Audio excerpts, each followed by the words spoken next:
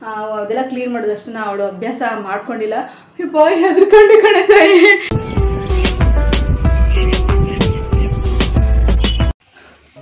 Hi friends, welcome back to my channel Rani Kannada vlogs. ಎಲ್ಲರೂ ಹೇಗಿದ್ದೀರಾ? I hope ನೀವೆಲ್ಲರೂ ಕೂಡ ತುಂಬಾ ಚೆನ್ನಾಗಿದ್ದೀರಾ ಅಂತೇಳಿ. ಫ್ರೆಂಡ್ಸ್, ಇವಾಗ ಅಡುಗೆ ಮನೆ ನೋಡಿ ಎಷ್ಟು ನೀಟಾಗಿ ಕ್ಲೀನ್ ಆಗಿಬಿಟ್ಟಿದೆ. ಬೆಳಿಗ್ಗೆ ಮಾಡಿದ್ದು ಇಲ್ಲಿ ಸಾಂಬಾರು ಅಂದರೆ ಒಂದು ರಸಂ ಪೌಡ್ರ್ ತೊಗೊಂಬಂದಿದೆ ಅಲ್ವಾ, ಅದಿದೆ. ಇದರಲ್ಲಿ ಅನ್ನ ಇದೆ, ರಸಂ ಸಾರಿದೆ, ರಸಂ ಪೌಡ್ರ್ ಯೂಸ್ ಮಾಡಿ ಇದೆ, ಫಸ್ಟ್ ಟೈಮ್ ಮಾಡಿರೋಂಥದ್ದು. ಹಾಗೆ ಸ್ವಲ್ಪ ಚಪಾತಿ ಇದೆ. ಇದನ್ನೇ ಏನಾದರೂ ಮಾಡಿ ಮ್ಯಾನೇಜ್ ಮಾಡಬೇಕು. ಹಾಗೆ ಇವಾಗ ಇನ್ನು 7 ಗಂಟೆ ಆಗಿದೆ. ಕಾಫಿ ಟೀ ಏನೂ ಕುಡ್ದಿಲ್ಲ ಸಾಯಂಕಾಲದ್ದು. ಇವಾಗ ಸಂಜೆ ಆಗಿದೆ ಫ್ರೆಂಡ್ಸ್. ಈಗ ನಾನು ಕಾಫಿ ಮಾಡ್ತೀನಿ. ಕಾಫಿ ಮಾಡಿ ಆಶನ್ಗೆ ಕೊಡೋಣ. ಅವಳು ಪಾಚಂಡಿದ್ದಾಳೆ, ಆರಾಮ್ಸೆ ಪಾಚಂಡಿದ್ದಾಳೆ ಫ್ರೆಂಡ್ಸ್. ಕೂಕು ಕೂಕು ಕಾಫಿ ಮಾಡಲಾ?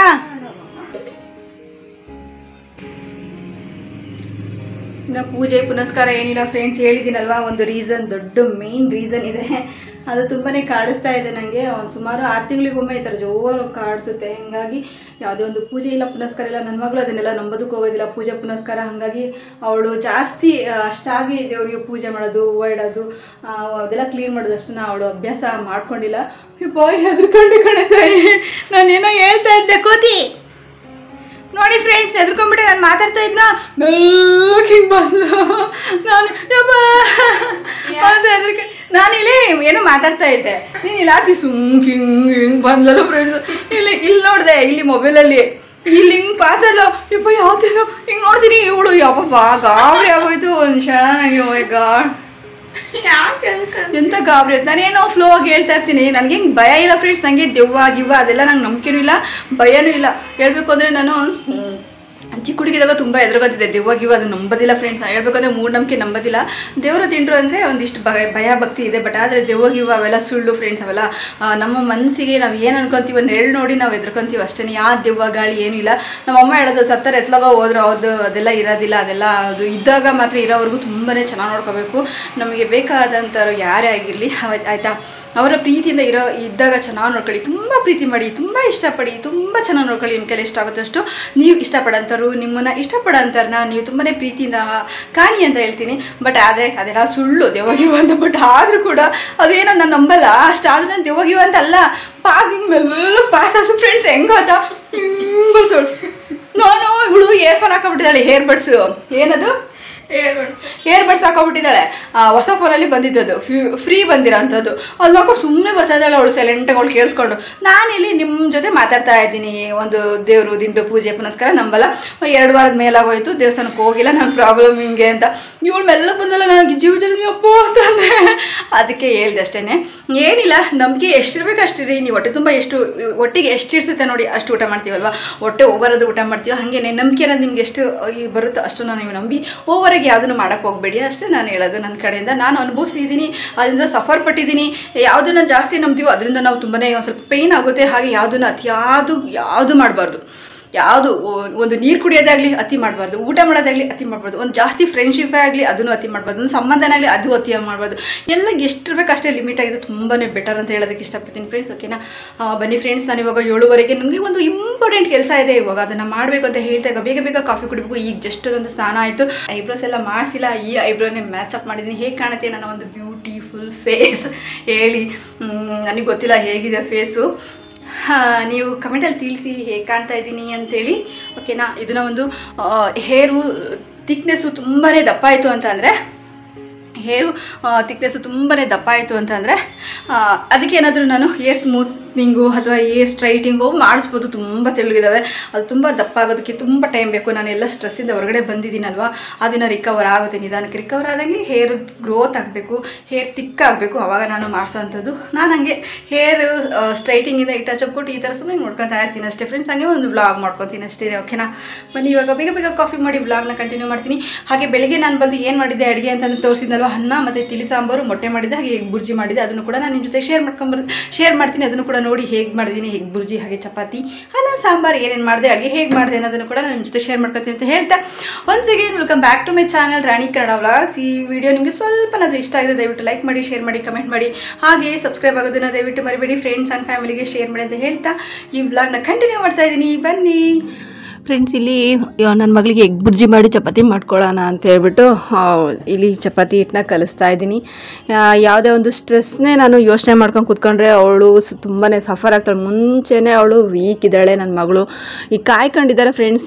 ಏನಾನ ಒಂದು ಟಚ್ ಇಲ್ದಲೆ ನನ್ನ ಪ್ರಾಣ ಅಂತಾನೆ ನನ್ನ ಪ್ರಾಣ ಹೋಗ್ಬಿಟ್ರೆ ಅವ್ನಿಗಿನ್ನ ಏಳ್ಗೆನೇ ಡೈರೆಕ್ಟಾಗೆ ಮಾಡ್ಕೊಂಬರ್ತಾ ಇದ್ದಾನೆ. ನನಗೆ ಇದೊಂದು ಒಳ್ಳೆ ಆಪರ್ಚುನಿಟಿ, ಒಂದು ಚಾನ್ಸ್ ಸಿಕ್ಬಿಟ್ಟಿದೆ ಅವ್ನು ನನಗೆ ಬೀದಿಗೆ ಎಳೆಯೋದಕ್ಕೆ. ಯಾಕೆ ನನಗೂ ಇಷ್ಟ ಇಲ್ಲ ಬೀದಿಗೆ ಎಳಿಬೇಕು, ಅವ್ನಿಗೇನು ಇದು ಮಾಡಬೇಕು ಅಂತ. ಈಗ ನಮಗೆ ಸುಮ್ಮನೆ ಬಂದು ಓನರ್ಗೆ ಹೇಳಿ ಮಾಡೋಂಥದ್ದೇನು ಅದೆಲ್ಲ ಇರುವಾಗ ನನಗೆ ಹಂಗಾಗಿ ಅದರಿಂದ ನನಗೆ ನಾನು ಕೂಡ ಅದು ತಕ್ಕನಂಗೆ ಅವನನ್ನ ಅಂಥದ್ದು ಬಂದು ನನಗೆ ಟಚ್ ಮಾಡಿ ಮಾತಾಡಿದಾಗ ಅವನಿಗೆ ಎಷ್ಟು ಬೇಕಷ್ಟು ಬೀದಿಗೆ ಎಳ್ದೀನಿ ಕೊಡೋಷ್ಟು ನಮಗೆ ಪರಿಹಾರ ಕೊಟ್ಬಿಟ್ರೆ 3 ಜನ ಕಟ್ಕೊಳ್ಳೋಂಥದ್ದೇನು. ಅವಳು ತಂಗಿನೂ ಸಮೇತ ಕಟ್ಕೊಂಡಿರೋಂಥ ಗಂಡ ಜೊತೆಗೆ ನಾನಂತೂ ಬಾಳೋದಕ್ಕೆ ರೆಡಿ ಇಲ್ಲ.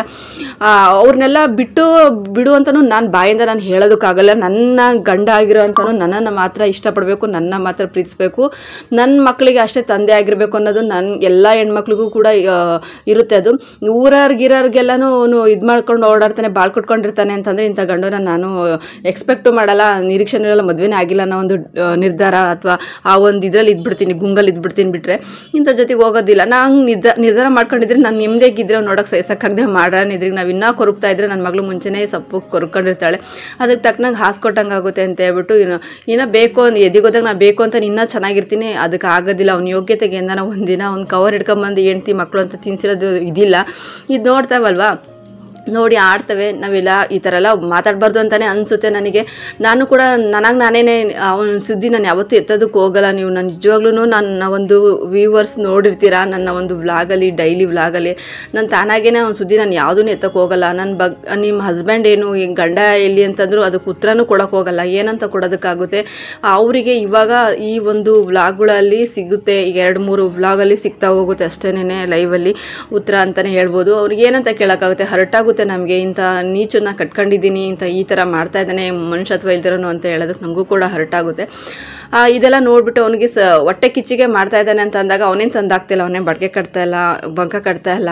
ಆದ್ರೂ ಓನರು ಏನೋ ಯಾರಂತಾನೆ ಗೊತ್ತಿಲ್ಲ, ಎಷ್ಟಿರೋ ಹೊರಟಾಗಿ ನಡ್ಕೊಂತಾರೆ. ಮನೆ ಕೊಡುವಾಗ ಚೆನ್ನಾಗಿದ್ದಂಥ ಅಕ್ಕಿ 15 ದಿನ 20 ದಿನ ಮನೆ ಕೊಟ್ಟಾದ ನಂತರ ಈ ಥರ ನಡ್ಕೊಂತಾಳೆ ಅಂದರೆ ನಾನು ಇರೋ ಜಾಗ ಎಲ್ಲಿದ್ರು ಇದೇ ಊರಲ್ಲೇ ಇದ್ದಾನೆ, ಅವ್ನು ಇನ್ನೆಲ್ಲೂ ಇಲ್ಲ ಫ್ರೆಂಡ್ಸ್. ಅದಕ್ಕೋಸ್ಕರ ನಾನು ಈ ಮನೆ ಬಿಟ್ಟರು ನೆಕ್ಸ್ಟ್ ಇನ್ನೊಂದು ಮನೆ ಹುಡ್ಕೊಂಡು ಬರ್ತಾನೆ. ಬಿಡ್ತೀನಿ, ಬಿಡಲ್ಲ ಅಂತ ಹೇಳ್ತಿಲ್ಲ, ಅದಕ್ಕೊಂದು ಸೆಟ್ಲೈಟ್ ಮಾಡ್ಕೊಂಡೇ ಬಿಡ್ತೀನಿ. ನನಗೂ ಕೂಡ ಓನರ್ ಅವ್ರ ಜೊತೆ ಶಾಮೇಲ್ ಆಗಿದ್ದಾರೆ ಅಂದರೆ ಎಲ್ಲದ್ರಿಗೂ ತೊಂದರೆ ಮಾಡ್ತಾಳೆ. ಅಡ್ವಾನ್ಸಲ್ಲೂ ತೊಂದರೆ ಮಾಡ್ತಾಳೆ, ಇನ್ನೊಂದು ಗಾಡಿಲೂ ತೊಂದರೆ ಮಾಡಿದ್ದಾಳೆ, ಏನು ಬೇಕಾದ್ರೂ ತೊಂದರೆ ಮಾಡ್ತಾಳೆ. ಅದನ್ನು ಹೆಂಗೆ ನಾನು ಬಿಡಿಸ್ಕೋಬೇಕು ಅದರಿಂದ ನಾನು ಬಿಡಿಸ್ಕೊಂಡು ಹೊರಗಡೆ ಬರ್ತೀನಿ.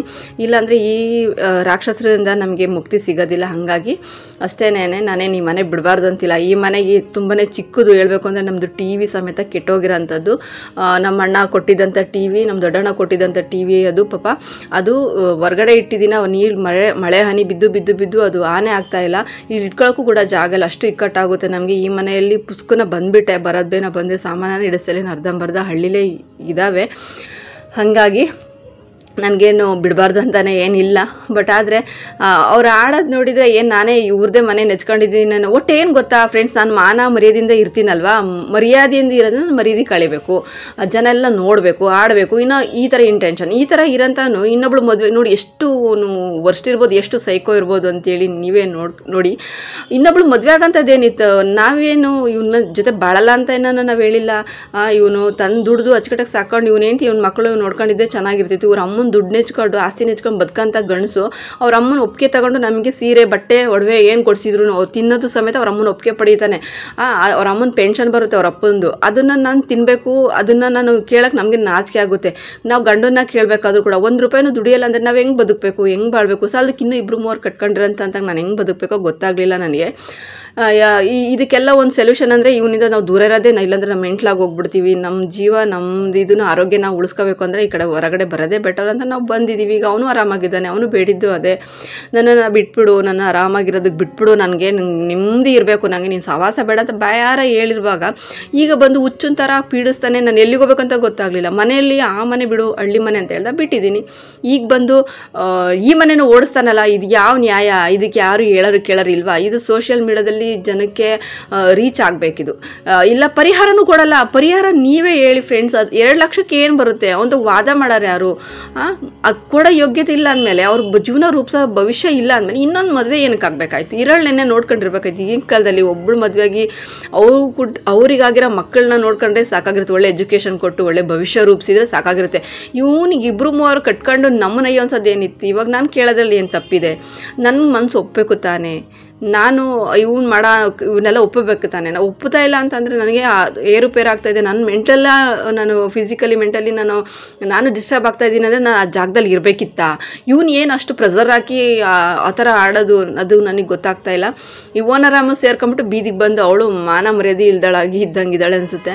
ಆಕಿದು ಹೋಗಿದೆ ಅಲ್ಲಿ ಬೀದಿಗೆ ನಿಂತ್ಕೊಂಡು ತುಂಬ ಒಳ್ಳೊಳ್ಳೆ ಹೆಸರು ಇಟ್ಕೊಂಡಳು. ಹಂಗೆ ಇರಬೇಕು ನೋಡಮ್ಮ, ನಿನ್ನ ಗಂಡ ನನಗೆ ಈ ಥರ ಇದೆಲ್ಲ ಬೇಡ, ಸರಿಯಾಗಲ್ಲ, ಬಿಟ್ಬಿಡು, ನೀನು ಮನೆ ಬಿಟ್ಟು ಎಲ್ಲಾದರೂ ಹೋಗ್ತಾಯಿ ಅಂದಿದ್ರು ನಾನು ಆರಾಮ್ಸೆ ಹೋಗ್ತಿದ್ದೆ. ಅದು ನಾನು ಈಗಲೂ ಹೋಗಲ್ಲ ಅಂತ ನಾನು ಇನ್ನು ಹೇಳ್ತಾ ಇಲ್ಲ.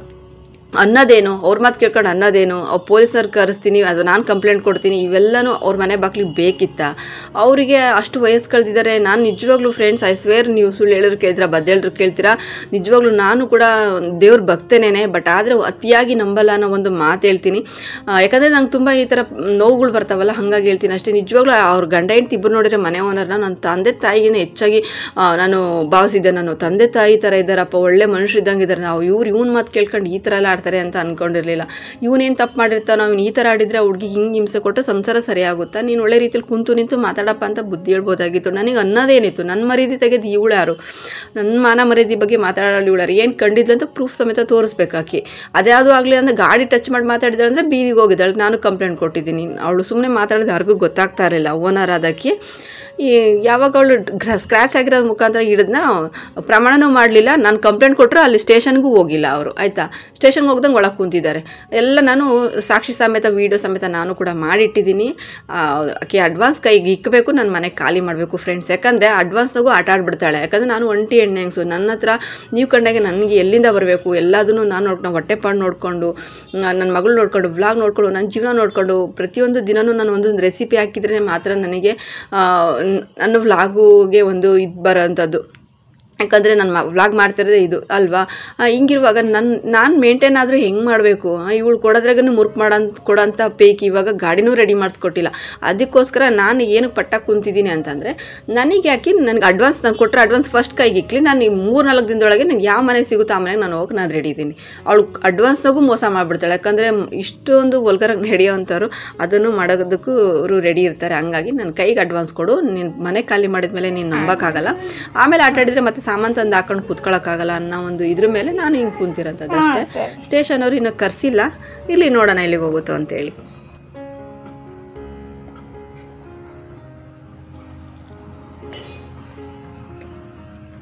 ಚೆನ್ನಾಯ್ತಮ್ಮ.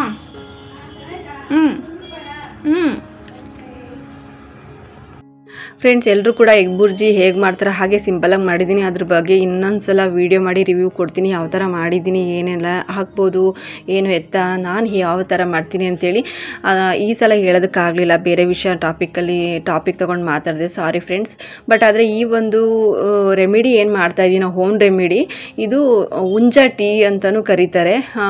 ಅಂತಂದರೆ ಅಮೇರಿಕಾದಲ್ಲಿ ತುಂಬಾ ಫೇಮಸ್ ಆಗಿರೋಂಥದ್ದು. ಇದು ನಮ್ಮ ಅಪ್ಪಾಜಿ ಇದ್ದಾಗ ನಮ್ಮ ಅಪ್ಪಾಜಿಯವರು ಮೈಸೂರಲ್ಲಿಂದ ನನಗೆ ಒಂದು ಇದರಲ್ಲಿ ಪೋಸ್ಟ್ ಮುಖಾಂತರ ಬರೆದು ದೊಡ್ಡ ಅಕ್ಷರದಲ್ಲಿ ಬರೆದು ಕಳಿಸಿದ್ದಂಥದ್ದು ಫ್ರೆಂಡ್ಸ್. ಏನಂದರೆ ಉಂಜಾ ಟೀಗೆ ಏನೇನು ಹಾಕ್ಬೋದು, ಇದನ್ನು ನೀನು ಇದು ಕುಡಿದ್ರೆ ನನಗೆ ತುಂಬಾ ಸ್ವಲ್ಪ ಏನಂದರೆ ಯಾವಾಗಲೂ ಹೆಡ್ಡೇಕ್ ಬರೋದು, ಹೇರ್ ಫಾಲ್ ಆಗೋದು, ಈ ಥರದ್ದು ಏನೆಲ್ಲ ಒಂದು ಸ್ವಲ್ಪ ಪ್ರಾಬ್ಲಮ್ಸು ಅಂತ ನಾನು ಹೇಳ್ಕೊಂಡು ಗೋಳಾಡ್ತಿದ್ದೆ, ಸಫರ್ ಆಗಿರ್ತಿದ್ದೆ, ಕೈ ಕಾಲು ನೋವು ಈ ಥರದ್ದೆಲ್ಲ ಇದ್ದಾಗ ನಮ್ಮ ಅಪ್ಪಾಜಿ ಹೇಳೋರು, ಈ ಒಂದು ಉಂಜಾ ಟೀನ ಮಾಡ್ಕೊಂಡು ಕುಡಿಯಮ್ಮ, ತುಂಬಾ ಹೆಲ್ತ್ಗೆ ತುಂಬಾ ಒಳ್ಳೆಯದು ಅಂತೇಳಿ.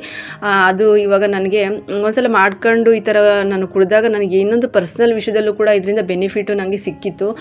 ಅಂತಂದರೆ ಹೈಯೆಸ್ಟಾಗಿ ಹೋಗ್ತಾ ಇರೋಂಥದ್ದು ಸುಮಾರು 15 ದಿನದ ಮೇಲಾಯಿತು. ನನಗೆ ಬ್ಲೀಡಿಂಗ್ ಸ್ಟಾರ್ಟ್ ಆಗಿ ಇದು ಕಮ್ಮಿ ಆಗ್ತಾಯಿಲ್ಲ ನೋಡಿ. ಹಾಗಾಗಿ ಈ ಒಂದು ರೆಮಿಡಿನ ನಾನು ಮಾಡ್ತಾ ಇರೋಂಥದ್ದು.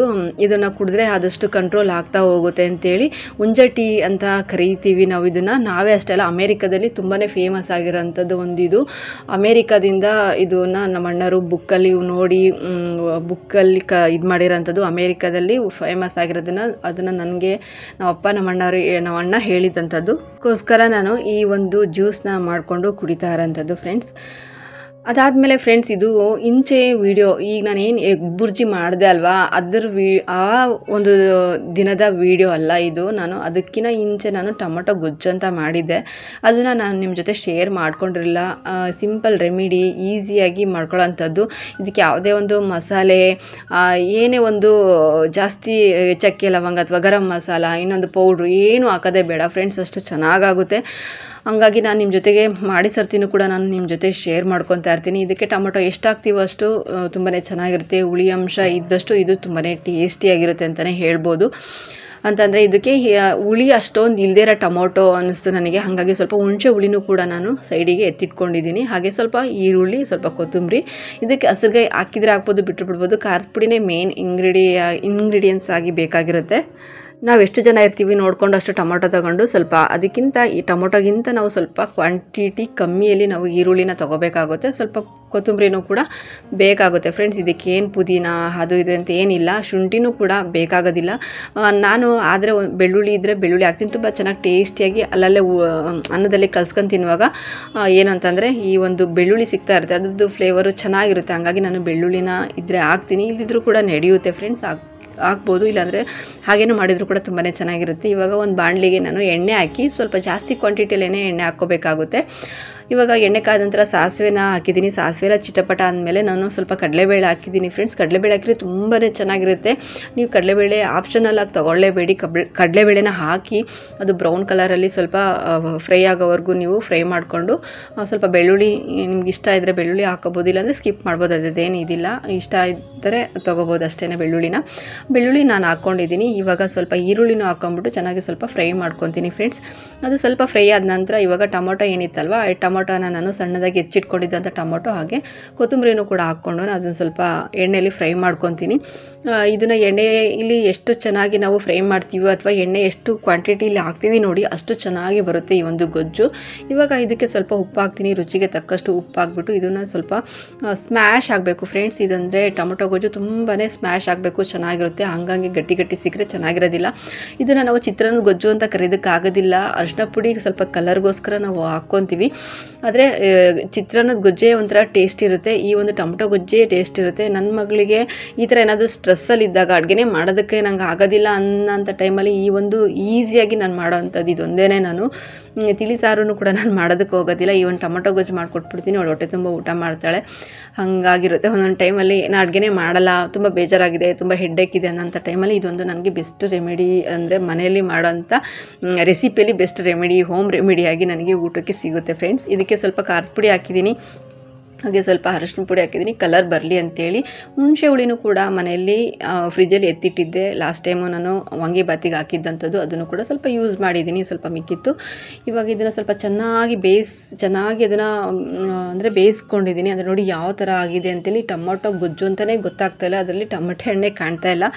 ಈ ಥರ ಅದು ಚೆನ್ನಾಗಿ ಬೆಂದ್ಕೋಬೇಕು, ತುಂಬ ಚೆನ್ನಾಗಿರುತ್ತೆ. ಸಪ್ರೇಟ್ ಎಣ್ಣೆ ಆಗಬೇಕು, ಸಪ್ರೇಟ್ ಗೊಜ್ಜಾಗಬೇಕು, ಆವಾಗ ಅದು ಚೆನ್ನಾಗಿ ಆಗಿದೆ ಅಂತೇಳಿ. ನೋಡಿ ಯಾವ ಥರ ಆಗಿದೆ ಅಂತೇಳಿ. ನನ್ನ ಮಗಳಿಗೆ ಏನಂದರೆ ಕಲಸಿ ಕೊಟ್ಟರೆ ಅವಳಿಗೆ ಇಷ್ಟ ಆಗಲ್ಲ, ಈ ಥರ ಅನ್ನದ ಮೇಲೆ ಹಾಕ್ಕೊಟ್ರೆ ಅವಳು ಇಷ್ಟಪಡ್ತಾಳೆ. ಹಾಗಾಗಿ ನಾನು ಕಲಸೋದಕ್ಕೆ ಹೋಗಲಿಲ್ಲ, ಅನ್ನದ ಮೇಲೇ ಹಾಕ್ಕೊಟ್ಟೆ ನಾನು ಕೂಡ ಊಟ ಮಾಡ್ತಾಯಿದ್ದೀನಿ. ತುಂಬಾ ಚೆನ್ನಾಗಿ ಬಂದಿತ್ತು. ಅದರಲ್ಲೂ ಅಲ್ಲಲ್ಲೇ ಕಡಲೆಬೇಳೆ ಸಿಗುತ್ತಲ್ಲ, ಒಳ್ಳೆ ಫ್ಲೇವರ್ ಫ್ರೆಂಡ್ಸ್. ನೀವಿದ್ರೆ ಗೋಡಂಬಿನೂ ಕೂಡ ಹಾಕೋಬೋದು. ಇವಾಗ ಇಲ್ಲಿ ನಾನು ಸ್ವಲ್ಪ ಮೀಶೋಯಿಂದ ಪ್ರಾಡಕ್ಟ್ಸ್ನೆಲ್ಲ ತರಿಸಿದ್ದೀನಿ. ಸುಮಾರು ದಿನ ಆಗೋಯಿತು, ತುಂಬ ದಿನಗಳೇ ಆಗೋಯಿತು, ಒಂದು 7-8 ತಿಂಗಳ ಮೇಲೇ ಆಗೋಯಿತು ಫ್ರೆಂಡ್ಸ್. ಹೇಳಬೇಕು ಅಂತಂದರೆ ಫೆಬ್ರವರಿಯಿಂದ ನಾನು ಏನೂ ತರಿಸೇ ಇಲ್ಲ ಅಂತಲೇ ಹೇಳ್ಬೋದು. ಹಾಗಾಗಿ ಸ್ವಲ್ಪ ಐಟಮ್ಸ್ ತುಂಬಾ ಬೇಕಾಗಿತ್ತು. ಬೆಡ್ ಕವರ್ಗಳಿರಲಿಲ್ಲ, ಏನೇನೋ ತೊಗೊಂಡಿದ್ದೀನಿ, ಇಂಥದ್ದು ಅಂಥದ್ದೆಲ್ಲ. ನನ್ನ ಮಗಳಿಗೂ ಕ್ಲಾತ್ ತೊಗೊಂಡಿದ್ದೀನಿ, ನನಗೂ ಒಂದೊಂದು ತೊಗೊಂಡಿದ್ದೀನಿ, ಬೇರೆದು ಇನ್ನೂ ಏನೇನೋ ಅಡುಗೆ ಮನೆಗೆ ಬೇಕಾದಂಥ ಐಟಮ್ಸು ತೊಗೊಂಡಿದ್ದೀನಿ. ಅದನ್ನೆಲ್ಲನೂ ಕೂಡ ನಾನು ನಿಮ್ಮ ಜೊತೆ ಶೇರ್ ಮಾಡ್ಕೊತೀನಿ. ಅಂದರೆ ಅದರದ್ದೇ ಒಂದು ವ್ಲಾಗ್ ಬರುತ್ತೆ. ಇಲ್ಲಿ ಮೀಶೋದವರು ಕೆಳಗಡೆ ಬಂದಿದ್ರಲ್ವ, ಅಲ್ಲಿ ಹೋಗ್ಬಿಟ್ಟು ನಾನು ಈ ಒಂದು ಪ್ರಾಡಕ್ಟ್ಗಳನ್ನ ಬಂದಿದ್ವು ಅನ್ನೋ ತೊಗೊಂಬಂದೆ. ಬಟ್ ಏನು ತೊಗೊಂಬಂದಿದ್ದೀನಿ, ಏನು ಎತ್ತ ಅನ್ನೋದನ್ನು ನಾನು ಅದ್ರದ್ದು ಒಂದು ವ್ಲಾಗ್ ಮಾಡಿ ಹಾಕೋಣ ಅಂತೇಳಿ ಯಾವುದನ್ನು ಕೂಡ ನಾನು ಯೂಸ್ ಮಾಡ್ತಾಯಿಲ್ಲ. ಅಂದರೆ ಏನೇನು ತೊಗೊಂಡಿದ್ದೀನ ಅಡುಗೆ ಮನೆಗೆ ಬೇಕಾಗಿರೋಂಥ ಐಟಮ್ಸ್ನು ಕೂಡ ನಾನು ಯೂಸ್ ಮಾಡ್ತಾಯಿಲ್ಲ. ಅದನ್ನೆಲ್ಲ ನಿಮ್ಮ ಜೊತೆ ಶೇರ್ ಮಾಡ್ಕೊಂಡು ನಂತರ ಒಂದು ಸಲ ನಾನು ಆಮೇಲೆ ಅದನ್ನು ಯೂಸ್ ಮಾಡೋದು ಅಂತೇಳ್ಬಿಟ್ಟು. ಹಾಗಾಗಿ ಹೇಳ್ಬೇಕು ಅಂದರೆ ಅಂದರೆ ಇವನ್ ಲೈಟ್ರು ಕೂಡ ಇರಲಿಲ್ಲ, ಲೈಟ್ರದ್ದು ಪ್ರಾಬ್ಲಮ್ ಆಗೋಗಿತ್ತು ನಮ್ಮ ಮನೆಯಲ್ಲಿ. ಹಾಗಾಗಿ ಇದೇನೇನು ತೊಗೊಂಡಿದ್ದೀನೋ ಅದನ್ನೆಲ್ಲನೂ ಕೂಡ ಒಂದಾಗಿ ಸ್ಟೋರ್ ಮಾಡಿ ಇಟ್ಟಿದ್ದೀನಿ. ಈ ಬೆಡ್ಡು ಸಮೇತ ತಂದಿರೋದು ಮೀಶೋಯಿಂದ, ಗೊತ್ತಿಲ್ಲ ನಂಗೆ ಸಿಗುತ್ತೋ ಇಲ್ಲ ಅಂತ. ನಾನು ಚೆಕ್ ಮಾಡಿದೆ, ಸಿಗಲಿಲ್ಲ ಫ್ರೆಂಡ್ಸ್. ಮೀಶೋಯಿಂದ ಬೆಡ್ ಇದೆಲ್ಲ ಸಿಗೋದಿಲ್ಲ, ನಾನು ಹೊರಗಡೆ ತಂದಿದ್ದಂಥದ್ದು. ಅದನ್ನು ಕೂಡ ಈ ಹಾಸಿಗೆ ತುಂಬಾ ಚೆನ್ನಾಗಿದೆ, ನಾವು ಇವಾಗ ಯೂಸ್ ಮಾಡ್ತಿರೋಂಥ ಹಾಸಿಗೆ ಚೆನ್ನಾಗಿದೆ. ಅದನ್ನು ಎಲ್ಲಿಗೆ ಹಾಕೋದು, ಇದನ್ನ ಇಡೋದಕ್ಕೂ ಕೂಡ ಜಾಗ ಇಲ್ಲ, ಮಳೆ ಬಂದರೆ ಹಾಳಾಗೋಗ್ಬಿಡುತ್ತೆ. ಹಂಗಾಗಿ ನಾವು ಯೂಸ್ ಮಾಡ್ತಿರೋಂಥ ಇವಾಗ ರನ್ನಿಂಗಲ್ಲಿರೋಂಥದ್ದು. ಹಾಗಾಗಿ ಹೊರಗಡೆ ಹಾಕೋದಕ್ಕೆ ಯೋಚನೆ ಮಾಡ್ತಾಯಿದ್ದೀನಿ. ಅದನ್ನು ಕೂಡ ಸೆಟ್ ಮಾಡಬೇಕು. ಸೆಟ್ ಮಾಡಿದಾಗ ಅದನ್ನು ಕೂಡ ನಾನು ನಿಮ್ಮ ಜೊತೆ ಶೇರ್ ಮಾಡ್ಕೊತೀನಿ. ಇವಾಗ ನಾನು ಇಲ್ಲಿ ಕಾಫಿ ಮಾಡೋಣ ಅಂತೇಳ್ಬಿಟ್ಟು ಕಾಫಿ ಮಾಡ್ಕೊತಾ ಇದ್ದೀನಿ ಫ್ರೆಂಡ್ಸ್. ಎಲ್ಲ ಒಂದು ನನಗೆ ಟೆನ್ಷನ್ ರಿಲೀಫ್ ಆಗೋದೇ ಕಾಫಿಯಿಂದ ಅಂತಲೇ ಹೇಳ್ಬೋದು. ಲೈಟ್ರು ನೋಡಿ, ನೀವು ನೋಡ್ತಾ ಇರ್ಬೋದು, ಇವಾಗ ಲೈಟ್ರು ಆನೇ ಆಗೋದಿಲ್ಲ ತುಂಬಾ. ಅದು ಈಗ ಜಸ್ಟ್ 15 ಡೇಸಿಂದನೂ ಇನ್ನೂ ಸ್ವಲ್ಪ ಅಂದರೆ ಒಂದು 10 ಡೇಸಿಂದ ಅಂತಲೇ ಹೇಳ್ಬೋದು ಆನೇ ಆಗ್ತಾಯಿಲ್ಲ. ಅಲ್ಲೇ ಮುಂಚೆನೇ ನಾನು ಬೇರೆ ಮಾಡಿಬಿಟ್ಟಿದ್ದೀನಿ, ಸದ್ಯ ಬೆಟರ್ ಆಯಿತು ಅಂತ ಅಂದ್ಕೊಂಡೆ. ನೋಡಿ, ಆನೇ ಆಗ್ತಾ ಇರಲಿಲ್ಲ.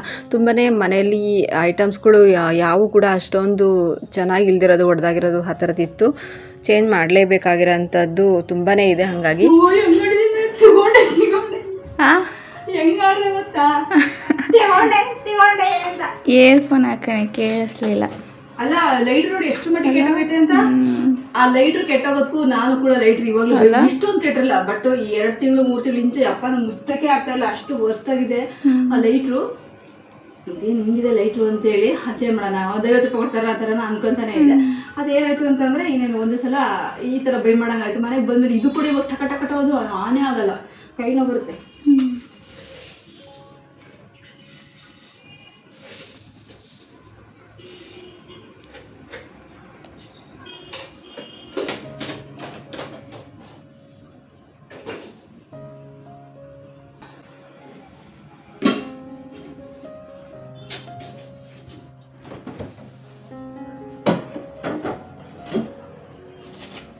ಇದು ದಿಲ್ಖುಷ್, ಅವತ್ತಂದ್ರೆ ದಿಲ್ಖುಷು ತಿಂದಿಲ್ಲ. ಒಂದು ರೊಟ್ಟಿ ತಗೊಬಂದಿದ್ದೆ, ತಿನ್ನೋದು ಇನ್ನೂ ಇದೆ. ನಾನು ತಂದು ಎಷ್ಟು ದಿನ ಆಯಿತು ಗೊತ್ತಾ. ಹಾಗೆ ನಾನು ನೋಡಿ ನಾನೇ ತಿಂದ್ಬಿಡ್ತೀನಿ. ಒಂದು ಎಗ್ ಪಪ್ಪು ವೇಸ್ಟ್ ಆಗೋಯ್ತು. ಏನಾಯ್ತು? ಇದು ದಿಲ್ಖುಷ್ ತಿನ್ನು, ನಿನ್ ಪಾಲಿಂದು ಕುಕ್ಕು. ಎಗ್ ಪಪ್ಪು ಏನಾಯ್ತು? ಎಗ್ ಪಪ್ಪು ಇರುವಾಗಿತ್ತು, ಅಲ್ಲಿಟ್ಟಿದ್ನಲ್ಲ ನೀನು ತಿನ್ನು ಅಂತ, ಕಡೆಗೆ ಫ್ರಿಜ್ಜಲ್ಲಿ ಇತ್ತು, ಕೋಲ್ಡ್ ಕಮ್ಮಿ ಆಗಲಿ ಅಂತ. ಅದು ಇರುವೆ ಮಾತ್ರ ಕಡೆ ಬಿಸಾಕ್ದೆ.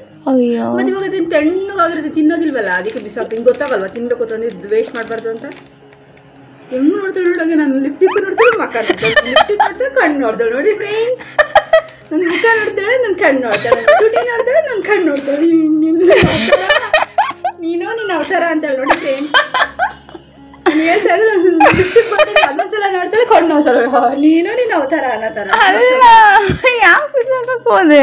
ಯಾಕೆ ಬಿಸಾಕ್ದೆ ಅಂದ್ರೆ, ಅವತ್ತು ರೇಷನ್ ಮಾಡೋದಿಲ್ಲ, ಫ್ರಿಜ್ಜಲ್ಲಿ ಇಟ್ಟಿದ್ದು ಅದಂತ ಚೇಂಜ್ ಆಗ್ಬಿಡುತ್ತೆ, ತಿಂದು ಬಿಡ್ಲಿ ಬೇಗ ಅಂತ ಇಟ್ಟೆ. ತಿನ್ನು ಅದೇ ಏನಾಯ್ತು, ಇರುವೆ ಮೂತ್ರಕೊಂಡ್ಬಿಡ್ತು.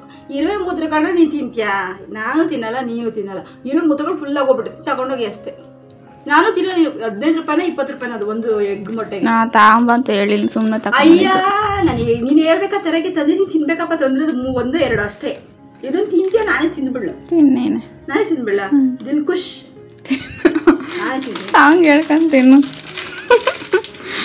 ನಾನು ಕೂಡ ಚಿಂತೆ ಮಾಡ್ತಾ ಇದ್ದೀನಿ ಅಂತ ಕೊರ್ಕೊಂಡು ಕೂತಿದ್ದೀನಿ, ಸಪ್ಪಗಿದ್ದೀನಿ. ಅಂದರೆ ನನ್ನ ಮಗಳು ಕೂಡ ಇವಾಗ ನೀವು ನೋಡಿದ್ರಲ್ವಾ, ಅವಳು ನಗು ಅನ್ನೋದು ಅವಳು ಹೆಂಗೆ ಕೊರಗ್ತಾಳೆ ಅಂದರೆ ನಾನೇನು ಕೊರಗ್ತೀನಿ ಅದಕ್ಕಿಂತ ಹೆಚ್ಚಾಗಿ ಕೊರಗ್ತಾಳೆ.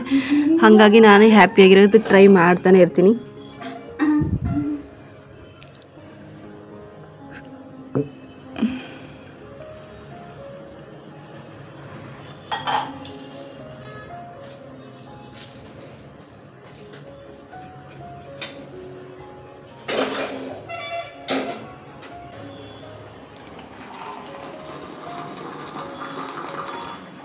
ಏನಾಗಲ್ಲ.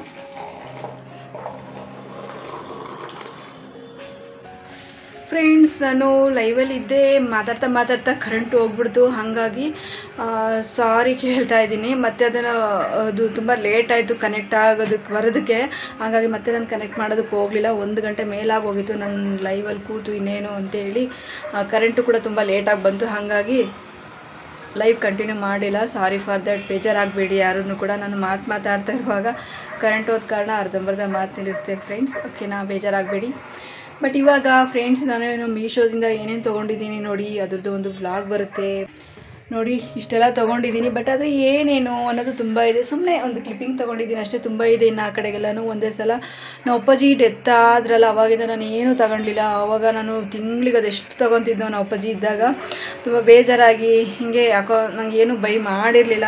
ಮೀಶೋಯಿಂದ ಏನು ಬೈ ಮಾಡಲಿಲ್ಲ. ತುಂಬ ಸ್ಯಾಡಲ್ಲಿ ಹೇಳಿದ್ನಲ್ಲ ನಾನು ಆ ಒಂದು ವ್ಲಾಗಲ್ಲಿ ನೋಡಿ. ನಮ್ಮ ಅಪ್ಪಾಜಿ ತೀರ್ಕೊಂಡು ಸುಮಾರು ಒಂದು 3 ರಿಂದ 4-5 ತಿಂಗಳವರೆಗೂ ನಾನು ಈ ಮನೆಗೆ ಬರೋವರೆಗೂ ಕೂಡ ನನಗೆ ಈ ಮನೆ ವಾತಾವರಣ ಚೇಂಜ್ ಆದಮೇಲೆ ನನಗೆ ಸ್ವಲ್ಪ ನಿಧಾನಕ್ಕೆ ಆ ಮನೆ ಆ ನೋವು ಸ್ವಲ್ಪ ಈ ವ್ಲಾಗ್ ಮೇಲೆ ಜಾಸ್ತಿ ಇಂಟ್ರೆಸ್ಟ್ ಯಾವಾಗ ಕೊಟ್ಟೆ ನೋಡಿ, ಆವಾಗಿಂದ ನನಗೆ ಸ್ವಲ್ಪ ನನಗೆ ಒಂದು ಸ್ವಲ್ಪ ಊಟ ಆ ಥರ ಇದು ಏನು ಸೇರ್ತಾನೆ ಇಲ್ಲ. ಎಂಥ ರುಚಿ ನನಗೆ ಎಷ್ಟು ನನಗೆ ರುಚಿಯಲ್ಲಿ ತುಂಬ ಇಷ್ಟಪಡೋ ಅಂತೇಳಿ ತಿನ್ನೋದಕ್ಕೆ ತುಂಬ ಆತರ ಪಡ್ತೀನಿ, ತುಂಬ ಇಷ್ಟಪಡ್ತೀನಿ. ಬಟ್ ಆದರೆ ನಮ್ಮ ಅಪ್ಪಾಜಿ ಡೆತ್ ಹುಷಾರಿಲ್ಲದೆ ಯಾವಾಗ ಹಾಸ್ಪಿಟ್ಲಿಗೆ ಮಲ್ಕೊಂಡ್ರು ನೋಡಿ ನಮ್ಮ ಅಪ್ಪಾಜಿ, ಯಾವಾಗಿಂದ ನನಗೆ ಊಟನೇ ಸೇರಿದಂಗೆ ಆಗೋಯ್ತು. ಹಂತ ಹಂತವಾಗಿ 4 ತಿಂಗಳು ಸತತ ನನಗೆ ಏನಾಗಿದೆ ಅಂತ ಗೊತ್ತಾಗ್ತಿಲ್ಲ. ಮೇಲೆ ನಾನು ಚೆನ್ನಾಗೇ ಮಾತಾಡ್ತಿದ್ದೆ, ಹಿಂಗೆ ಇರ್ತಿದ್ದೆ.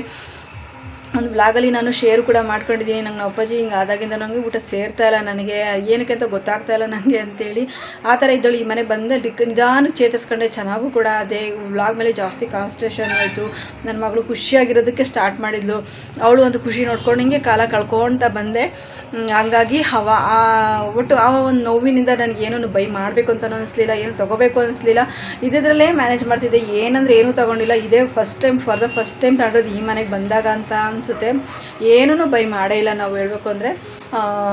ಮಾಡಿದ್ವಾ ಏನಾದರೂ ಬೈ ಮಾಡಿದ್ವಾ ಮೀಶೋಯಿಂದ? ಇಲ್ಲ ಫ್ರೆಂಡ್ಸ್, ನನಗೆ ಗೊತ್ತಿರೋ ಪ್ರಕಾರ ಯಾವುದೂ ಇಲ್ಲ. ಬಟ್ ಆದರೆ ಒಂದು ಸಲ ಅಷ್ಟು ತರಿಸ್ಬಿಟ್ಟೆ ನಾನು. ಒಂದಷ್ಟು ತರಿಸಿದ್ದೀನಿ. ಏನೇನೆಲ್ಲ ಮನೇಲಿ ಇರಲಿಲ್ಲ ನೋಡಿ ಅದಷ್ಟು ತರಿಸಿದ್ದೀನಿ. ಅದ್ರದ್ದು ಒಂದು ಮೀಶೋದು ಮೀಶೋಯಿಂದ ಏನೇನು ತೊಗೊಂಡೆ, ಅದ್ರ ಪ್ರೈಸ್ ಏನು, ಯಾವ ಪ್ರಾಡಕ್ಟು, ಅದನ್ನೆಲ್ಲ ನಾನು ನಿಮ್ಮ ಜೊತೆ ಶೇರ್ ಮಾಡ್ಕೊತೀನಿ. ಅದರದ್ದೇ ಒಂದು ವ್ಲಾಗ್ ಬರುತ್ತೆ. ಬಟ್ ಅದು ಇನ್ನೂ ಬರೋದಿದೆ ಫ್ರೆಂಡ್ಸ್. ಹಾಗಾದ್ರೆ 3-4 ದಿನದಿಂದನೂ ಬರ್ತಾನೆ ಇದೆ, ಇನ್ನೂ ಬರೋದಿದೆ. ಅದೆಲ್ಲ ಫುಲ್ಲು ಕಲೆಕ್ಟ್ ಮಾಡಿಕೊಂಡು ನಾನು ನಿಮ್ಮ ಜೊತೆ ಶೇರ್ ಮಾಡ್ಕೊತೀನಿ. ಅದು ಏನು ಎಷ್ಟು ಎತ್ತ ಅನ್ನೋದನ್ನ. ಹಾಗೆಯೇ ಬೆಳಿಗ್ಗೆ ನಾನು ಎಗ್ ಬುರ್ಜಿ ಮಾಡಿದ್ದೆ ಅಲ್ವಾ, ಎಗ್ ಬುರ್ಜಿ ಮತ್ತು ಚಪಾತಿ, 3 ಚಪಾತಿ ತಿಂದೆ, ಎಗ್ ಬುರ್ಜಿ ತಿಂದೆ. ಅನ್ನ ನಂಗೆ ತಿಳಿಸಾರ ಅಂದರೆ ಇಷ್ಟನೇ ಆಗೋಲ್ಲ. ಎಮರ್ಜೆನ್ಸಿಗೆ ಅಷ್ಟು ಮಾಡಿದೆ. ನಂಗೆ ಯಾವ ಅಡುಗೆನೂ ಮಾಡೋದಕ್ಕೆ ಮೂಡಿಲ್ಲ, ಮನಸ್ಸಿರಲಿಲ್ಲ. ಬಟ್ ಆದರೆ ಹೊಟ್ಟೆ ಕೇಳಲ್ಲ ನೋಡಿ, ಸುಸ್ತು ಸಂಕಟ ಆಗ್ತಾ ಇರುತ್ತೆ. ನನ್ನ ಮಗಳು ಕೂಡ ಅವಳಿಗೆ ಸೊರಗ್ತಾ ಇರ್ತಾಳೆ ಅಂತ ಅವಳಿಗೆ ಸ್ವಲ್ಪ ಮಾಡಿದೆ.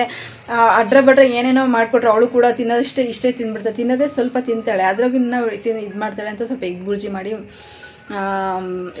ಚಪಾತಿ ಹಾಕಿದ್ದೆ. ಅವಳಿಗೆ ಸ್ವಲ್ಪ ತಿಳಿಸಾರು ಅನ್ನ ಕೊಟ್ಟೆ, ಊಟ ಮಾಡಿದ್ಲು. ನನಗೆ ತಿಳಿಸಾರು ಅನ್ನೋದು ಸೇರೋದೇ ಇಲ್ಲ. ಈಗ ಅದಕ್ಕೋಸ್ಕರ ಈಗ ಜಾಸ್ತಿ ಹೊಟ್ಟೆ ಅಷ್ಟು ಆಗ್ತಾಯಿದೆ. ಹೋಗಿ ಊಟ ಮಾಡಬೇಕು. ಆಶನ್ನ ಕರ್ಕೊಂಡೋಗಿ ಸಾರು ಬಿಸಿ ಇಟ್ಟು ಬೆಳಿಗ್ಗೆನೇ ಮಾಡಿರೋಂಥದ್ದಿದೆ. ಯಾವುದೂ ಬಿಸಿ ಊಟ ಇನ್ನು ಸ್ವಲ್ಪ ಮೇಲೆ ನಗ್ತಾ ಇದ್ದೀನಿ. ಒಳಗಡೆ ನೋವಿರುತ್ತೆ, ಸುಸ್ತು ಸಂಕಟ ಒಂದು ಮ್ಯಾಟ್ರ್ಗಳು ನಡೆದಾಗ. ಚಿಂತೆ ಅನ್ನೋದು ಮ್ಯಾಟ್ರ್ ಕೂಡ ನನಗೆ ಘೋರವಾಗಿ ಮನಸ್ಸೊಳಗೆ ಹೋಗ್ತು ಅಂದರೆ ಒಂಥರ ಸುಸ್ತು ಅನ್ನೋದಾಗಿ ಅದು ಸುಧಾರಿಸ್ಕೊಳ್ಳೋಕೆ ಒಂದು 3 ದಿನ ಆಗುತ್ತೆ. ಮೇಲೆ ನಾನು ಒಳಗೆ ಚೆನ್ನಾಗಿರ್ತೀನಿ, ಬಟ್ ಆದರೆ ಒಳಗೆ ತುಂಬ ಕೊರಗ್ತಾ ಇರ್ತೀನಿ. ಅದನ್ನು ಕೊರಗು ತೋರಿಸ್ಕೊಳಕ್ಕೆ ಹೋಗಲ್ಲ. ಆದಷ್ಟು ನಾನು ತುಂಬ ನೋವಾದಾಗ, ತುಂಬ ಸಂಕಟ ಆದಾಗ ಅದನ್ನು ಶೇರ್ ಮಾಡ್ಕೊಂಡಿರೋಂಥದ್ದು. ಅದನ್ನು ಮರಿಬೇಕು, ಹಿಂಗೆ ಬಿಡಬೇಕು. ಅದನ್ನು ಯಾವುದನ್ನು ತಲೆಗೆ ಹಚ್ಕೊಳಕ್ಕೆ ಹೋಗ್ಬಾರ್ದು. ನಾನು ಹಾಳಾಗಲಿ ಅಂತಲೇ ಮಾಡ್ತಾಯಿದ್ದಾರೆ. ಅದಕ್ಕೆ ತಕ್ಕಂಗೆ ನಾನು ಹಾಗೇ ಮಾಡಿದರೆ ಅವರಿಗೆ ಆಸೆ ಕೊಟ್ಟಂಗೆ ಆಗುತ್ತೆ. ನಾನು ಅದಕ್ಕೆಲ್ಲ ಅವಕಾಶ ಮಾಡಿಕೊಡಲ್ಲ. ಇಲ್ಲಿ ನನ್ನ ಜೀವನ, ನನ್ನ ಮಗಳು, ನಂದು ಲೈಫು ಇದು. ಅವನು ಯಾರು ಇದರಲ್ಲಿ ಹಾಳು ಮಾಡೋದಕ್ಕೆ ನನ್ನ ಮಗಳನ್ನ. ಅದನ್ನು ಸಾಧನೆ ಮಾಡಿ ನನ್ನ ಮಗಳ ಭವಿಷ್ಯನೂ ನಾನು ಒಳ್ಳೆಯ ರೀತಿಯಲ್ಲಿ ರೂಪಿಸೋದಕ್ಕೆ ನಾನು ಮುಂದಿದ್ದು ಮಾಡ್ತೀನಿ. ಇಲ್ಲ ನಾನು ಸತ್ತು ನನ್ನ ಮಗಳನ್ನ ನನ್ನ ಜೊತೆ ಕರ್ಕೊಂಡು ಹೋಗ್ತೀನಿ. ನಾನು ಸಾಯೋದಕ್ಕೆಲ್ಲ ನಾನು ರೆಡಿನೂ ಇಲ್ಲ ಅಂತ ಥಿಂಕು ಇಲ್ಲ. ನಾನು ಆರಾಮಾಗಿದ್ದೀನಿ. ನನ್ನ ಮಗಳ ಭವಿಷ್ಯ ಒಂದಿದೆ. ಆ ಭವಿಷ್ಯ ನಾನು ಖಂಡಿತ ಒಳ್ಳೆ ರೀತಿಯಲ್ಲಿ ರೂಪಿಸ್ತೀನಿ. ನಾವು ಹೋಪು ಕೂಡ ನನಗಿದೆ. ಅದು ನೋಡೋಣ ಮುಂದಿನ ಲೈಫ್ ಹೆಂಗಾಗುತ್ತೆ. ಅದನ್ನೆಲ್ಲ ನೋಡ್ಸೋಕ್ಕಾಗ್ತದೆ ಮಾಡ್ತಾರೆ. ಅದಕ್ಕೆಲ್ಲ ತಲೆ ಕೆಡ್ಸ್ಕೊಳಕ್ಕೆ ಹೋಗಲ್ಲ. ಎಲ್ಲದಕ್ಕೂ ಒಂದು ಕಡಿವಾಣ ಅಂತ ಇರುತ್ತೆ, ಎಲ್ಲದಕ್ಕೂ ಒಂದು ಅಂತ್ಯ ಅಂತ ಇರುತ್ತೆ. ಆ ಅಂತ್ಯ ನಾನು ಆಡ್ತೀನಿ. ಅದಕ್ಕೂ ಒಂದು ಕಾಲ ಬರುತ್ತೆ. ಅವ್ರನ್ನೆಲ್ಲ ಹಾಡೋದಕ್ಕೆ ಏನು ಗೊತ್ತಾ ಫ್ರೆಂಡ್ಸ್, ಆಡ್ತಾರಲ್ವಾ, ಆಡೋದಕ್ಕೆ ಬಿಟ್ಬಿಡ್ಬೇಕು. ಅವ್ರು ಎಷ್ಟು ಕುಣಿತಾರೆ ಬಿಡಬೇಕು, ಸುಮ್ಮನೆ ಇರಬೇಕು ನಾವು. ಅವ್ರು ಹಾಡಿ ಅವ್ರು ಏನೂ ಮಾಡೋಕ್ಕಾಗಲ್ಲ ಅಂತ ಒಂದೇನು ಸಿಕ್ಕಾಕಂತಾರೆ, ಕಾಲು ಮುರ್ಕೊಂಡು ಬಿದ್ದೇ ಬೀಳ್ತಾರೆ. ಅವ್ರ ಯೋಗ್ಯತೆ ಗೊತ್ತಾಗುತ್ತೆ ಅವಾಗ. ಅವ್ರನ್ನ ಸುಮ್ಮನೆ ನೀವು ಕೆಣಕಿ ನೀನು ಹಿಂಗೆ ಮಾಡ್ದೇನೂ ಒಪ್ಪಲ್ಲ ಮನುಷ್ಯರು ಯಾರು. ಆ ಥರ ಜನ ಆಯಿತಾ, ಆ ಥರ ಬುದ್ಧಿ ಇರೋಂಥವ್ರು ಒಬ್ಬರು ಲೈಫಲ್ಲಿ ಆಡ್ತಾ ಇರೋ ಅಂಥವ್ರು ಅವ್ರು ಒಪ್ಪಲ್ಲ. ಅಂತಾರೆ ಆಡೋದಕ್ಕೆ ಬಿಟ್ಬಿಡ್ಬೇಕು. ಆಡಿ ಕಾಲು ಮುರ್ಕೊಂಡು ಒಂದಿನ ಬೀಳ್ತಾರೆ, ಸಿಕ್ಕಾಕಂತಾರೆ. ಅವಾಗ ಅವ್ರು ಯಾವ ಥರ ಅವ್ರ ಯೋಗ್ಯತೆ ಬುದ್ಧಿ ಎಲ್ಲ ಗೊತ್ತಾಗುತ್ತೆ. ಅದನ್ನು ನಾನು ಕಣ್ಣೆದ್ರಿಗೆ ಬೆಳ್ಳಿಟ್ಟದಂಗೆ ತೋರಿಸ್ಕೊಡ್ತೀನಿ ಅವಾಗ. ಆಯಿತಾ, ಮಾಡಿದ್ದೀನಿ. ಅದು ಎಷ್ಟು ಸಾಕಷ್ಟು ಸಲ ಮಾಡೋದಕ್ಕೆ ಇವಾಗ ನನ್ನನ್ನು ಮಟ್ಟ ಹಾಕಬೇಕು ಅಂತ. ಐ ಮೀನ್ ಏನಂದರೆ ಏನು ಗೊತ್ತಾ ಫ್ರೆಂಡ್ಸ್, ಅದೊಂದು ವಿಚಿತ್ರ ಕತೆ. ನಾನು ಬ್ಲೌಸ್ನ ಇಲ್ಲಿವರೆಗೂ ಹಾಕ್ಕೋಬೇಕಂತೆ ಫುಲ್ಲು, ಆಮೇಲೆ ಫುಲ್ಲು ಏನೇನೋ ಒಂಥರ ವಿಚಿತ್ರ. ಮತ್ತು ನನ್ನ ತವ್ರ ಮನೆಯವ್ರನ್ನ ನಾನು ಮಾತಾಡಿಸ್ಬಾರ್ದಂತೆ, ನಾನು ಯಾವ ಜೊತೆಗೂ ಬೇರಿಬಾರ್ದಂತೆ. ಈ ಥರ ಎಲ್ಲ ಕಡಿವಾಣ ಹಾಕಿರಿ ಏನು ಸಿಗುತ್ತೆ ಫ್ರೆಂಡ್ಸ್? ಹೋಗ್ಲಿ, ಈ ಮನುಷ್ಯ ನ್ಯಾಯವಾಗಿದ್ದಾನ? ಹೋಗ್ಲಿ, ಯಾವ ಹೆಣ್ಣಿನ ಸವಾಸ ಇಲ್ಲದೆ ನನ್ನ ಹೆಂಡ್ತಿ ನನ್ನ ಮಕ್ಳದ ಅಷ್ಟು ಜೀವ ಬಿಡೋಷ್ಟು ಪ್ರೀತಿ ತೋರಿಸ್ತಾನೆ. ಆ ಥರ ಪ್ರೀತಿ ಇದ್ದರೆ ನೀನು ಮಾಡ್ತಿರೋ ಪ್ರೀತಿಗೆ ನೀನು ಕೇಳ್ತಿರೋ ಬೆಲೆ ಇದು ಕಮ್ಮಿನೇ ಅಂತ ನಾನು ಭಾವಿಸ್ತೀನಿ. ನಿನ್ನ ಮಗಳಿದ್ದಾಳಲ್ವ, ಆಯಿತು ತಗೊಳಪ್ಪ, ನೀನು ಅಷ್ಟೇ ಪ್ರೀತಿ ಮಾಡ್ತೀಯ, ಅದನ್ನು ನೀನು ಎಕ್ಸ್ಪೆಕ್ಟ್ ಮಾಡ್ತೀಯ, ನೀನು ಹಂಗೆ ನೋಡ್ಕೊತೀಯ ಅನ್ನೋ ಅದು ಬೇರೆ ಪ್ರಶ್ನೆ. ಇವನು ಊರೆಲ್ಲ ಆಟಾಡ್ಕೊಂಬರ್ತಾನೆ ಬೇಜಾನು ಬೇಕಾದಂಗೆ.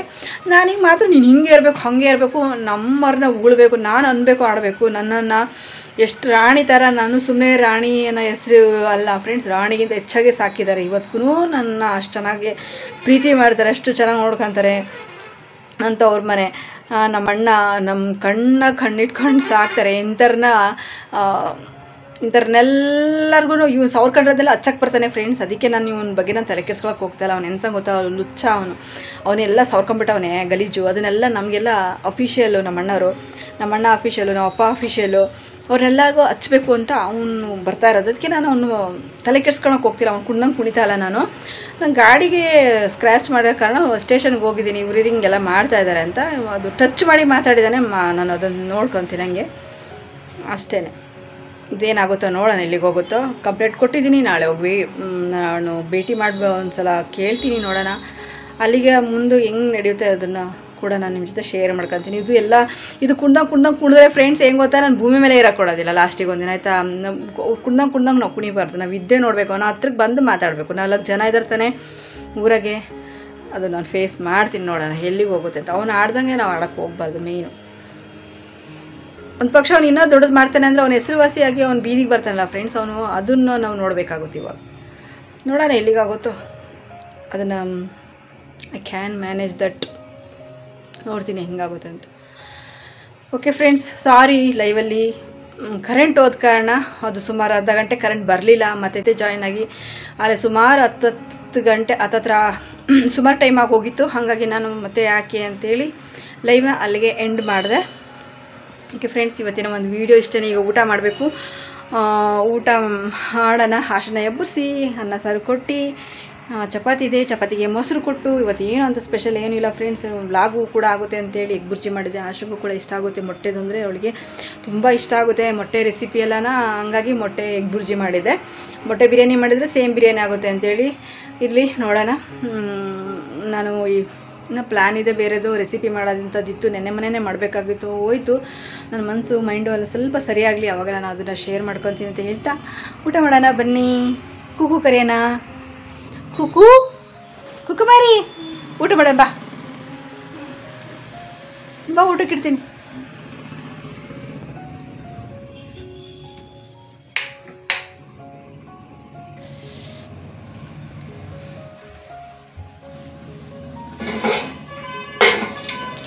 ಬೆಳಿಗ್ಗೆ ಬರೀ ಚಪಾತಿ ತಿಂದಿದ್ದೆ ಅಲ್ವಾ, ಅನ್ನ ಊಟ ಮಾಡಲಿಲ್ಲ ಅಂದರೆ ಫ್ರೆಂಡ್ಸ್ ಏನೋ ಒಂಥರ ಸಮಾಧಾನ ಇರಲ್ಲ, ತುಂಬ ಹೊಟ್ಟೆ ಹಸು ಅನಿಸುತ್ತೆ. ಇವಾಗ ಅದಕ್ಕೆ ನಾನು ಸಾಯಂಕಾಲ ಹಿಂಗೆ ಮಾಡ್ತೀನಿ ಅಂತಲೇ ಗೊತ್ತಿತ್ತು. ಇದನ್ನೇ ಬಿಸಿ ಮಾಡಿಬಿಡ್ತೀನಿ ಇವತ್ತೊಂದು ದಿನ, ಏನೂ ಮಾಡೋಕ್ಕಾಗಲ್ಲ. ಯಾಕಂದರೆ ನಂಗೆ ಮನಸ್ಸು ಸರಿ ಇಲ್ಲ. ಸಾಯಂಕಾಲ ನಾನು ಅಡುಗೆ ಮಾಡೋ ಸ್ಟೇಜಲ್ಲಿ ಇರ್ತೀನಿ ಅಂತಲೂ ನಂಗೆ ಗೊತ್ತಿರಲಿಲ್ಲ. ಹಂಗಾಗಿ ನಾನು ಬೆಳಿಗ್ಗೆನೇ ಮಧ್ಯಾಹ್ನನೇ ಮಾಡಿಬಿಟ್ಟು ಸಾಯಂಕಾಲಕ್ಕೂ ಸೇರಿ ಅಂತೇಳಿ ಈಗ ಅನ್ನ ಬಿಸಿ ಇಟ್ಟಿದ್ದೀನಿ. ಯಾಶಂಗೆ ಹಾಕ್ಕೊಡೋಣ. ಕೂಕು ಬಂದಿಲ್ಲ. ಕುಕು ಮರಿ, ಎಷ್ಟು ಸಲ ಕರೆಯೋದು ನೀನನ್ನ? ಕೂಕು ಅವರೇ, ಕೂಕು ಮರಿ ಅದು ಹಂಗೆ ಒದ್ದು ಮಲ್ಕೊಂಡು ತಿರುಗಾಡ್ತೈತೆ ಫ್ರೆಂಡ್ಸ್. ನನ್ನ ಮಗಳು ಏನೋ ಮೊಬೈಲಲ್ಲಿ ಏನೋ ಕೇಳ್ಕೊತ ಇಯರ್ಫೋನ್ ಹಾಕೊಂಡು ಮಲ್ಕೊಂಡಿದ್ಲು ಫ್ರೆಂಡ್ಸ್. ಹಂಗೆ ಸದ್ಯ ಅವಳು ಚೆನ್ನಾಗಿದ್ದಾಳಲ್ಲ, ನಾನು ಕೊರೋದಕ್ಕೆ ಸ್ಟಾರ್ಟ್ ಮಾಡಿದರೆ ಅವಳು ಕೂಡ ಇನ್ನೊಂದು ಸ್ವಲ್ಪ ಜೋರಾಗಿ ಕೊರಗ್ತಾ ಇರ್ತಾಳೆ. ನಾನು ಸರಿ ಆದರೂ ಅವಳು ಕೂಡ ಸರಿ ಆಗೋದೇ ಇಲ್ಲ. ಆ ಥರ ಒಂದು ಅದು ವರ್ಷ ಆದರೂ ಸರಿನಾ 6 ತಿಂಗಳಾದರೂ ಸರಿನಾ ಆ ಥರ ಒಂದು ಚಿಂತೆಯಲ್ಲಿ ಮುಳುಗ್ಬಿಡ್ತಾಳೆ. ಹಂಗಾಗಿ ನಾನು ಜಾಸ್ತಿ ಕೊರಗೋದನ್ನು ತೋರಿಸ್ಕೊಳಕ್ಕೆ ಹೋಗೋದಿಲ್ಲ. ಹಾಗಾಗಿ ನಾನು ಆ್ಯಕ್ಟಿವ್ ಆಗಿ ಖುಷಿಯಾಗಿ ನಗ್ನಗ್ತಾ ಈಗ ವ್ಲಾಗೆಲ್ಲ ಮಾಡ್ತಿರೋದಕ್ಕೆ ಅವಳು ನಮ್ಮಮ್ಮ ಚೆನ್ನಾಗಿದ್ದಲ್ಲ ನಿಮ್ದಾಗಿತ್ತು ಏನು ಅಂಥದ್ದು ಅವಳು ಮನಸ್ಸಿಗೆ ಹಾಕ್ಕೊಳ್ಳೋದಿಲ್ಲ. ಹಾಗಾಗ್ಬಿಟ್ಟು ಚೆನ್ನಾಗೈತೆ ನಮ್ಮಮ್ಮ, ಏನು ಪ್ರಾಬ್ಲಮ್ ಇರಲಿಕ್ಕಿಲ್ಲ ಅನ್ನೋ ಒಂದು ಭಾವನೆಯಲ್ಲಿ ಅವಳು ಕೂಡ ಇರ್ತಾಳೆ. ಹಂಗಾಗಿ ನಾನು ಕೂಡ ಅಷ್ಟು ಆ್ಯಕ್ಟಿವ್ ಆಗಿರೋಂಥದ್ದು. ನನ್ನ 1000 ಕೋಟಿ ಇರುತ್ತೆ. ನನ್ನ ಮಗಳಿಗೋಸ್ಕರ ನಾನು ಹ್ಯಾಪಿಯಾಗಿ ಖುಷಿಯಾಗಿದ್ದೀನಿ. ಇದು ನೋಡಿ ಸಹಿಸೋಕ್ಕಾಗದೆ ಈ ಥರ ಕಾಡಿಸ್ತಾ ಇದ್ದಾರೆ. ಓಕೆ ಫ್ರೆಂಡ್ಸ್, ಇವತ್ತಿನ ಒಂದು ವಿಡಿಯೋ ಇಷ್ಟೇ. ನಿಮಗೆ ಇನ್ನೊಂದು ನೋವು ಗೋಡು ಯಾವುದೂ ನನಗೆ ಹೇಳ್ಕೊಳ್ಳೋದಕ್ಕೆ ಇಷ್ಟ ಇರಲಿಲ್ಲ, ಬಟ್ ಆದರೆ ಅನಿವಾರ್ಯ ಹೇಳ್ಕೊಂಡಿದ್ದೀನಿ. ಅದಕ್ಕೋಸ್ಕರ ನಾನು ನಿಮಗೆ ಸಾರಿ ಕೇಳ್ತಾ ಈ ವ್ಲಾಗ್ನ ಇಲ್ಲಿಗೆ ಎಂಡ್ ಮಾಡ್ತಾಯಿದ್ದೀನಿ ಫ್ರೆಂಡ್ಸ್. ಓಕೆ, ಬಾಯ್, ಟೇಕ್ ಕೇರ್.